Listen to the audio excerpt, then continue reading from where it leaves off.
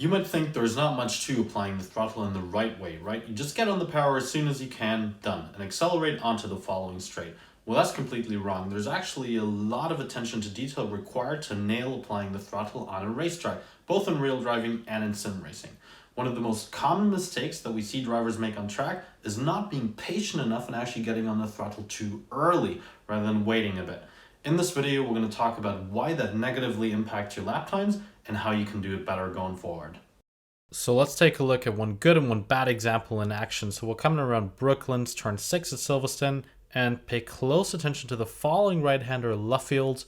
Two examples. In one, we go into the corner, we apply the throttle quite early, then we have to come off, whereas in the other one, we're actually getting on the throttle in one continuous fashion and straight to a flat-out position. So let's look at that in slow motion. So we have the two videos here side by side. The right one is the good example, the left one is the bad example. So you can see the cars go into left field, into this corner in quite a similar way. And then mid-corner something happens. In the bad example, we actually start getting on the power slightly, then up to about 75%, 3/4 of the throttle's maximum capacity, whereas we're still completely off the throttle at that point on track in the good example. What happens if we then continue? At some point, the car in the good example starts rotating that tiny bit more. And you can see once we do come on the throttle, we do it rapidly and we go straight to a flat out position. Whereas in the bad example, let's look at that video again. We actually struggle to keep the power down. We have to come off as we go around the corner, which is terrible. And as a result of that, we're flat out much later in this bad example compared to the good one. So we could see from the two onboard videos and from the data that very clearly being a bit more patient, but then coming on the throttle quicker and in a continuous fashion actually led to better performance on track. Let's look at why that is, and as always, it's down to vehicle dynamics. We can see from the data that the majority of the time lost isn't actually in the corner, but on the exit and on the following straight. So the question is why? Because in the good example, we were simply at full throttle much earlier. At full throttle, we have A, more power, and B, if we're able to get the power down earlier, we keep gaining throughout the next straight as we're constantly that little bit faster than in the bad example. Let's take a more in-depth look at the data here. So we have our throttle traces for both examples, the red one being the not so good one, the green one, the much better, and as a result of that faster example.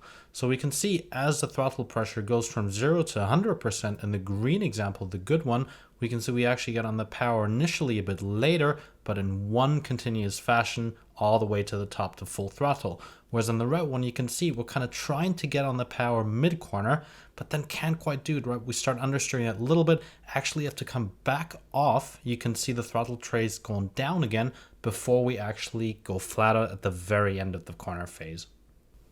So how big is the impact of this, right? Doesn't seem like a lot in terms of just looking at the throttle trace, but let's look at the speed that the car has as you go into and out of the corner. So you can see again, the red one being the bad example, the green one, the speed trace for the good example. And you can see that in the good example, we actually have a slightly lower minimum speed because we're more patient. We wait till we apply the throttle, but by waiting and then applying the throttle in one go, you can see we have a much higher exit speed.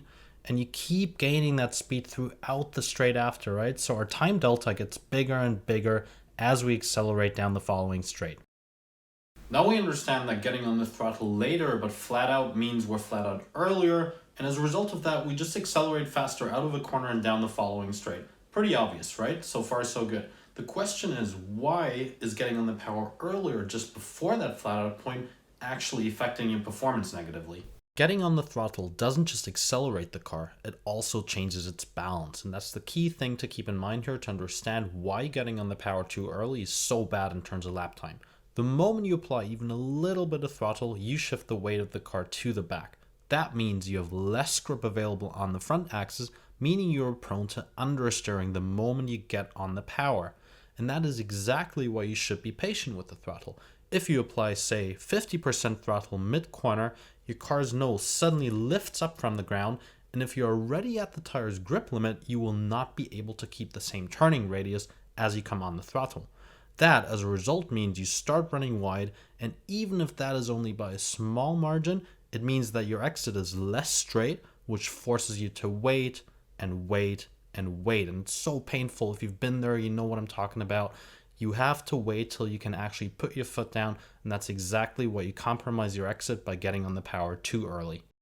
So to wrap up, getting on the throttle just that tiny bit too early can cost you extreme amounts of lap time, not just because you're losing in the corner by causing the car to understeer, but especially because you have to wait and wait and wait to actually put your foot down on the exit of a corner.